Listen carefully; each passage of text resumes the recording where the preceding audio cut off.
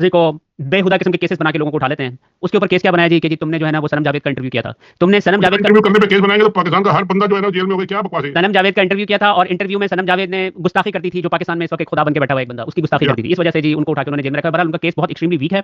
और फिर जो है यूनाइटेड नेशंस की जो ह्यूमन राइट्स से भी उनका कॉन्टेक्ट, हमारा कॉन्टेक्ट हुआ है। उन्होंने कहा हम भी इसको परसू कर रहे हैं। और उसके बाद फिर आपको पता है कि जीएसपी प्लस जो है यूरोपियन यूनियन के जो वफद आया हुआ पाकिस्तान में उसको हम्म। रिव्यू करने के लिए, उन्होंने इसका नोटिस ले लिया सर।